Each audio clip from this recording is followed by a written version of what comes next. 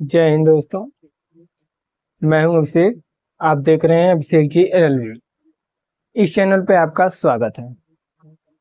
दोस्तों, आज हम आपको वीएनएस और भारतीय दंड संहिता के बारे में बताएंगे, जो कि उसमें भारतीय दंड संहिता में कौन सी धाराएं पहले थी और भारतीय न्याय संहिता में जो वीएनएस की धारा में कौन सा बदलाव आया है। तो आज हम इसी के बारे में चर्चा करेंगे और सीरियल नंबर से बताएंगे आपको। ये वीडियो जो लॉ के स्टूडेंट हैं, जो एलएलबी कर रहे हैं, उनके लिए बहुत महत्वपूर्ण है और उनके भी लिए वीडियो बहुत महत्वपूर्ण है, क्योंकि जो हमारे ग्रामीण क्षेत्र में या सरल भाषा में कहा जाए जो गांव में रहते हैं, उनको कानून के बारे में कुछ पता नहीं रहता। हालांकि जो पढ़े लिखे हैं उनको तो पता ही रहता है, लेकिन जो पढ़े लिखे नहीं हैं उनको नहीं पता रहता है। तो दोस्तों, हमारा प्रयास रहेगा कि जितने भी हमारे ग्रामीण क्षेत्र के लोग हैं, हमारे भाई बहन, प्रयास कर रहे हैं अपने सरल भाषा में कानून के बारे में बताने के लिए, उनके ही फायदे के लिए हम वीडियो बना रहे हैं।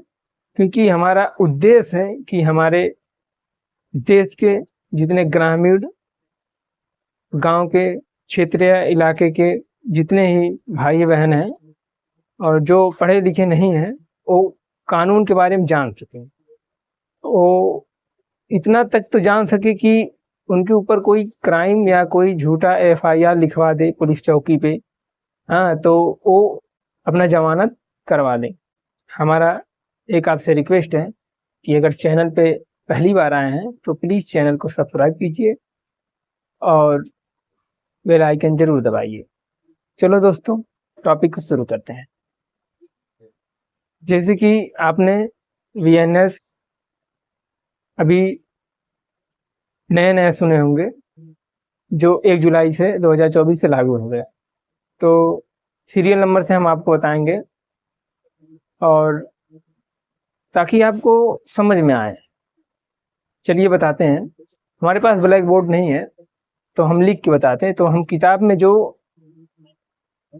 वीएनएस की किताब है, भारतीय न्याय संहिता, उसी में जो लिखा है वो हम आपको पढ़ के सुनाएंगे भी, और जो लिखा है उसका एकदम सरल भाषा में, उसको एकदम सरल भाषा में आपको बताएंगे कि आपको समझ में आ जाए। जो पढ़े लिखे हैं उनको तो समझ में आ ही जाएगा, और जो पढ़े लिखे नहीं है उनको भी समझ में आए वीएनएस की धारा। और चलिए शुरू करते हैं। ये है हमारी पुस्तक और हम इसमें से ही बताएंगे आपको, क्योंकि हमारे पास ब्लैक बोर्ड है नहीं पीछे, और आपका अगर सपोर्ट रहेगा तो जल्द ही ब्लैक बोर्ड का व्यवस्था किया जाएगा। अगर लॉ स्टूडेंट है तो आपसे रिक्वेस्ट है कि आप साथ में वीएनएस की किताब यानी भारतीय न्याय संहिता को लेकर बैठें, और अगर आपके पास किताब नहीं है तो एक रफ और एक कलम लेकर बैठें। जैसे जैसे हम समझाएंगे वैसे आप लिखते चले जाइएगा। देखिए, वीएनएस में क्या है, भारतीय न्याय संहिता 2023। जैसे कि पहला धारा, जो पहले से ही हम बता रहे हैं स्टार्टिंग से ही, ताकि आप लोगों को समझ में आ जाए। तो संक्षिप्त नाम, प्रारंभ और लागू होना। संक्षिप्त नाम और प्रारंभ और लागू होना। जैसे भारतीय दंड संहिता में एक ही धारा, उसमें भी यही है। आपको साथ साथ में बताते चलेंगे कि आपको परेशानी ना हो। आप जिसके पास पहले वाली किताब है भारतीय दंड संहिता, तो वो धारा एक ही वीएनएस में भी है और वही धारा भारतीय दंड संहिता में भी है। और ये देखिए, और दूसरा धारा दूसरा देखिए, नोट करते जाइए। संक्षिप्त नाम प्रारंभ और लागू होना, जो 1 जुलाई से लागू हुआ है, उसमें नया एक प्रावधान जोड़ा गया है। और धारा दो मतलब एक का ही दो है, ये मत समझिएगा आप कि मतलब कि एक दो सीरियल थे, मतलब एक है, शुरू से ही स्टार्टिंग से ही आपको बता रहे हैं वीएनएस की धारा। तो जो एक है मतलब धारा एक में ही एक संक्षिप्त नाम प्रारंभ और लागू, इसका मतलब ये है कि हम आपको सरल भाषा में समझाएंगे। जो धारा एक है जिसमें लिखा है कि संक्षिप्त नाम प्रारंभ और लागू, इसका मतलब ये है इस अधिनियम का संक्षिप्त नाम क्या है, तो भारतीय न्याय संहिता 2023 है। इसका नाम भारतीय न्याय संहिता 2023 है, नोट करते रहिएगा। और पहला का ही दूसरा देखिए, इसमें दिया है कि संक्षिप्त नाम प्रारंभ और लागू होना, संक्षिप्त नाम प्रारंभ और लागू होना, इसका ये है, पूरा पढ़ लेते हैं कि यह उस तारीख को प्रवृत्त होगा जो केंद्रीय सरकार राजपत्र या अधिसूचना द्वारा नियत करे, और इस संहिता के भिन्न भिन्न उपबंधों के लिए भी भिन्न भिन्न तारीख नियत की जा सकेगी। हालांकि इसका ये है कि हालांकि ये तो लागू हो गया है। तो अब देखिए पहला का ही तीसरा, ये हम आपको बार बार समझा दे रहे हैं कि जो है ये पहला और दूसरा तीसरा नहीं है, ये पहला की ही धारा, पहला का ही दूसरा और तीसरा भी चल रहा है, अभी दूसरा नहीं आया है। धारा पहला का ही दूसरा, और देखिए तीसरा में क्या दिया है, ये देखिए दूसरा वाला नया है, जो अभी हम आपको बताए हैं ये नया है। इसमें मतलब नया ये है कि भारतीय दंड संहिता में पहले वाले में नहीं है, पुरानी किताब में। और धारा तीसरा देखते हैं, जो पुराने वाली किताब में धारा दंड संहिता में मतलब भारतीय दंड संहिता में तो धारा 2 में है तीसरा वाला, जो इसमें तीसरा बता रहे हैं। तो इसमें क्या है, संक्षिप्त नाम प्रारंभ और लागू होना, संक्षिप्त नाम प्रारंभ और लागू होना, वही बात कह रहा है, लेकिन इसका अर्थ दूसरा है। देखिए कि ये है तीसरा वाला, आइए पूरा पढ़ते हैं, इसको पूरा पढ़ेंगे तो ही जानकारी मिलेगी और हम आपको बता देंगे। आपको बताएं हैं कि रफ और पेन लेकर आप बैठिए और पूरा लिखते जाइए, टोटल हम आपको समझा दे रहे हैं। और थोड़ा टाइम लगेगा वीडियो में, लेकिन ये है लंबा हो सकता है वीडियो, लेकिन आपको प्रॉपर समझ में आ जाएगा। और देखिए तीसरा, प्रत्येक व्यक्ति इस संहिता के उपबंधों के प्रतिकूल प्रत्येक कार्य या लोभ के लिए जिसका वह भारत के भीतर दोषी होगा, इस संहिता के अधीन दंडनीय होगा, अन्यथा नहीं। अब हम आपको बताएं तीसरा, पहले धारा पहले का तीसरा ये कह रहा है कि भारत प्रत्येक मतलब चाहे जो व्यक्ति, मतलब प्रत्येक व्यक्ति, आपको सरल भाषा में बताया, प्रत्येक व्यक्ति, प्रत्येक मतलब चाहे जो व्यक्ति, प्रत्येक व्यक्ति इस संहिता के उपबंधों के प्रतिकूल प्रत्येक कार्य या लोभ के लिए जिसका वह भारत के भीतर दोषी होगा, इस संहिता के अधीन दंडनीय होगा। मतलब जो व्यक्ति भारत के भीतर, आप सरल भाषा में बता रहे हैं आपको, जो यही चीज बता रहे हैं, वो अपना किताब वाले भैया अपने वो मतलब छापे हैं कि स्टूडेंट पढ़ें और पढ़ के नॉलेज ले। तो हम आप अपने भाषा में वही चीज बता रहे हैं जो ताकि सबको समझ में आ जाए, छोटे बच्चे से लेकर बड़े बुजुर्ग तक, बूढ़े बुजुर्ग तक सबको समझ में आए। इसमें एक कह रहा है, देखिए कानून ये जो किताब बता रहे हैं पूरे भारत में लागू है। और अभी आगे हम बताएंगे, अभी पहले टॉपिक पे आते हैं। इसका मतलब ये है तीसरा का कि भारत के भीतर जितने भी व्यक्ति, प्रत्येक व्यक्ति, कोई भी व्यक्ति अगर भारत के भीतर कोई भी अपराध करता है, भारत के भीतर कोई भी अपराध करता है तो इस संहिता के अनुसार वो दंडनीय होगा। दंडनीय होगा मतलब उसको सरल भाषा में आपको बताया जाए कि मतलब जो भी चोरी, डकैती, लूट पाट, हत्या, एक दूसरे को शक के दायरे में पकड़ना, जो भी वो अपराध करेगा, ये सब अपराध ही है ना। जो भी अपराध करेगा वह व्यक्ति इस संहिता मतलब इस किताब में जो लिखा है, हम सरल भाषा में बता रहे हैं, इस संहिता मतलब इस किताब के दंडनीय होगा। मतलब दंडनीय मतलब उसको सजा मिलेगी, इस किताब के अनुसार उसको सजा मिलेगी, इस संहिता के अनुसार उसको सजा मिलेगी। अब देखिए ये हो गया तीसरा। अब देखते हैं ये तीसरा वाला आपका जो है भारत के भीतर किए गए अपराध का दंड। ये आपका जो पुरानी वाली किताब आप लोगों के पास होगी, वो भारतीय दंड संहिता, उसमें धारा 2 में बताया गया और इसमें धारा 3 में बताया गया। ठीक है, और धारा पहले का ही चौथा देखते हैं। धारा तीसरा तो देख लिए, अब चौथा देखते हैं, हम सीरियल से आपको समझ में आए और अन्य लोगों को भी समझ में आए। देखिए अब चौथा देखते हैं, संक्षिप्त नाम, प्रारंभ और लागू होना। इसका देख लीजिए, भारत पूरा पढ़ेंगे तभी मतलब आपको भी समझ में आएगा, हमको भी समझ में आएगा।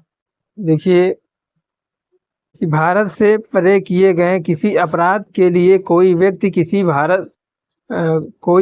भारत की तथ्य समय प्रकृति किसी विधि द्वारा विचारण के लिए दायी है। भारत से परे किए गए किसी कार्य के लिए उसे इस संहिता के उपबंधों के अनुसार ऐसा बरता जाएगा मानो वह कार्य भारत के भीतर किया गया है। अब आपको समझ में आ गया होगा कि ये साफ साफ कह रहा है, धारा पहले का चौथा कह रहा है कि भारत से परे, आपको बता दें कि भारत से परे मतलब बाहर। देखो कोई व्यक्ति जो भारत से बाहर या किसी विदेश में रहता है, मान लीजिए आपके भाई या आपके कोई भी हो सकता है, घर के सदस्य, रिश्तेदार, बाहर, वो भारत से दूसरे विदेश में, मतलब भारत से बाहर है तो भाई भारत से बाहर का मतलब दूसरे विदेश में है।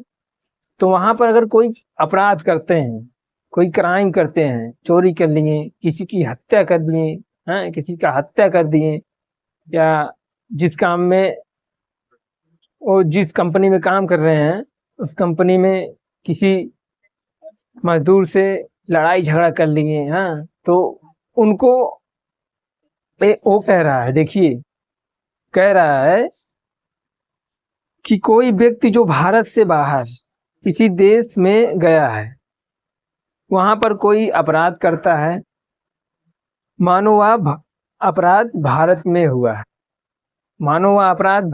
हुआ है, और उसको ऐसे ही सजा मिलेगी कि जो अपराध वो वहां पर करेगा उसको वहीं की ही सरकार इस संहिता के अनुसार, मतलब इस किताब के अनुसार उसको सजा देगी जो क्राइम किया होगा। आप लोग बहुत लोग सुनते होंगे कि सऊदीया और दुबई में चोरी करने पे हाथ काट दिया जाता है। इंडिया वाले जो जाते हैं वहां पर, भारत से बाहर या कहीं भी, उनका हाथ चोरी करने पे हाथ नहीं काटा जाएगा। उनको चोरी करने में जो भारत में सजा है वही सजा उनको वहां की सरकार देगी। या वो यहाँ पर आए तो अगर वहां से बच के आ जाएंगे तो ये नहीं है कि वो बच जाएंगे, तब भी उनको यहाँ की सरकार उनको सजा देगी। जो क्राइम मतलब जो अपराध, भाई स्टूडेंट तो समझ जाएंगे, लेकिन जो गांव में, हम बता दें आपको ना, ये सरल भाषा में सिर्फ इसलिए बता रहे हैं बार बार, क्योंकि हमारा उद्देश्य ही है कि गांव के बच्चे बुजुर्ग जो पढ़े लिखे नहीं है उनको कानून के बारे में बताया जाए, कुछ जानकारी होनी चाहिए। तो क्राइम मतलब अपराध, जो भी अपराध वो वहां पर किए होंगे उसकी सजा अगर वहां से बच गए तो यहाँ पर जरूर मिलेगी उनसे। अब देखिए धारा पहला का ही 5वां देखते हैं। इस संहिता का उपबंध, यह संहिता कहाँ कहाँ लागू होगा, कानून कहाँ कहाँ लागू होगा, ये भी तो आपको, अब एक भारतीय हैं, एक भारत के नागरिक हैं, आपको मालूम होना चाहिए कि ये हमारा कानून कहाँ कहाँ लागू होगा, किस किस पर लागू होगा, ये तो आपको जानना ही चाहिए। तो बहुत इम्पोर्टेंट है, जान लीजिए। आपको बता देना कि भारत का कानून कहाँ कहाँ लागू होगा, किस किस पर लागू होगा। चलिए देखते हैं। भारत से बाहर और परे किसी स्थान के किसी स्थान में भारत के किसी नागरिक द्वारा, हम आपको बताया ना कि आप भारत से बाहर अगर रहोगे तो कोई भी क्राइम करोगे तो ये संहिता, एक कानून आपके ऊपर लागू होगा। तो वही 5वें वाले में दिया है कि भारत से बाहर और परे किसी स्थान में भारत के किसी नागरिक द्वारा कोई अपराध होता है तो इस संहिता उस पर लागू होगी। जो क्राइम वो करेगा उसको इस संहिता के अनुसार सजा मिलेगी। भारत से बाहर, जान लीजिए, अब बच नहीं सकते, कहीं भी रहिए, चाहे वहां और चाहे यहाँ से वहां जाएंगे तब भी यही, बच नहीं सकते। क्राइम करने, अपराध करने से बच नहीं सकते। मतलब अपराध आप कर रहे हैं, करके सोचे कि भाग के हम बच जाएं तो आप बच नहीं सकते, ये जान लीजिए, ध्यान में रख लीजिए। भारत में रजिस्ट्रीकृत किसी तोप या वायुसेना या चाहे वह कहीं भी हो, किसी व्यक्ति द्वारा भारत में आबादी किसी कंप्यूटर संसाधनों के लक्ष्य बनाकर भारत से बाहर और परे किसी स्थान पर किए किसी व्यक्ति द्वारा, आप समझिए ध्यान से, बहुत इंपॉर्टेंट बात है, आपको बता रहे हैं। देखिए, भारत से वायु मान या कोई तोप या कोई जहाज भारत से बाहर जा रहा है, वो भारत के नाम से ही रजिस्ट्री है, यानी भारत का ही है। तो उस जहाज में जो क्राइम करेगा, अब जहाज में भी नहीं बच सकते आप, देख लीजिए, इतना कानून खतरनाक है भारत। नहीं, इसमें लिखा है कि भारत में रजिस्ट्री किसी पोत या वायुयान आप समझ रहे हैं, जहाज उड़ने वाली वायु, और जो पोत है, पोत मतलब जो पानी में नाव चलती है उसको पोत कहते हैं। ये आपको मतलब बता दें, नहीं तो आप कहोगे पोत क्या होता है। तो पोत में यानी पानी वाले जहाज में भी अगर आप जा रहे हो घूमने या सफर कर रहे हो, भारत से बाहर हो गए हो, या भारत से बाहर जा रहे हो घूमने कहीं, तो वहां पर उस जहाज में कुछ क्राइम कर रहे हो, कुछ भी कर रहे हो, जो अपराध है, एक प्रकार से जो अपराध है, तो आप बच नहीं सकते, तब भी आप इसी संहिता के अनुसार आपको सजा मिलेगी। भारत में अवशिष्ट किसी कंप्यूटर संसाधनों को लक्ष्य बनाकर भारत से बाहर और परे किसी स्थान पर किसी व्यक्ति द्वारा, यानी जैसे भारत से कोई कंप्यूटर रजिस्टर की हम भारत से ही लिए हैं, भारत से कंप्यूटर लेके चले गए और वहां से, या भारत में रहकर ही कोई धमकी दे रहे हैं उस मोबाइल से या कंप्यूटर से बनाकर, कोई स्टोरी या कुछ भी धमकी दे रहे हैं किसी को, या कोई भी क्राइम कर रहे हैं आप मोबाइल से कंप्यूटर से, सोचेंगे हम तो बच जाएंगे, लेकिन तब भी नहीं बचेंगे। अब कुछ संहिता के अनुसार आपको सजा मिलेगी, आप दोषी माने जाओगे। और अब हो गया 5वां ना, सेक्शन 1 का 6वां, जो पुरानी वाली किताब है भारतीय दंड संहिता, उसमें 5वां वाला 4थे में दिया है, आप 4थे में पढ़ सकते हैं जिसके पास पुरानी किताब है। और जो 6वां बताने जा रहे हैं वो 5वां में है, एक नीचे चल रहा है, 5वां है जो हम अभी बताएंगे। 6वां, पहले का 6वां वो भारतीय दंड संहिता में जो पुरानी वाली किताब है उसमें आप 5वां है। तो 6वां देखते हैं। इस संहिता में की गई बात।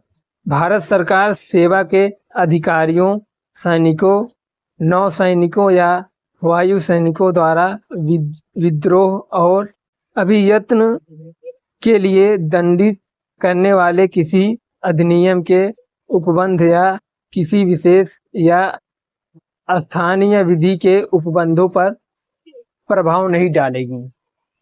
प्रभाव नहीं डालेगी इसका मतलब ये है कि अब देखिए संहिता लागू नहीं हो, कानून किस पर लागू नहीं होगा और संहिता किस पर लागू नहीं होगा। हम आपको बता दें कि केंद्र सरकार के जो सेवा करने वाले सैनिक, जो नौसेना है अपनी, और वायुसेना और थल सेना, पर जो पढ़े लिखे हैं उनको तो पता हो गया वायुसेना, थल सेना, जल सेना है। लेकिन जो गांव वाले हैं, जो पढ़े ही नहीं है, जिनको मालूम ही नहीं है कि वायुसेना, थल सेना, जल सेना किसको कहते हैं, तो हम उसको बताएंगे, सरल भाषा में बताएंगे। हमारा उद्देश्य ही है आपको बताना। अगर हम बता रहे हैं आपको नहीं समझ में आ रहा है तो फिर हमको कोई फायदा नहीं है वीडियो बनाने से। देखिए, थल सेना, थल मतलब नीचे जमीन, जो आर्मी वाले जिसको कहते हैं, आर्मी वाले उसको कहते हैं थल सेना। और जो जहाज, पानी वाली जहाज चलती है जिसमें सैनिक रहते हैं, उसको जल सेना बोला जाता है, उसको जल सेना बोला जाता है। और जो वायु सेना होती है, जो ऊपर जहाज चलती है, उसको, उसमें जो सैनिक है, मतलब जो जहाज तो बहुत जाती है, लेकिन जो वायु सेना की बात कर रहे हैं हम अभी, किताब टॉपिक की बात करें तो वायु सेना उसी को कहते हैं जो जहाज ऊपर चलती है, जो मतलब ऊपर से रक्षा करते हैं।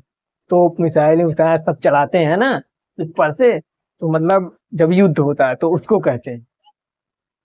मतलब आपको यही बता दें कि जो नीचे वाले आर्मी है आने से, यानी प्रवेश करने से रोकते हैं, जो आर्मी नीचे हैं, जमीन पे खड़े रहते हैं, उनको बोलते हैं थल सेना।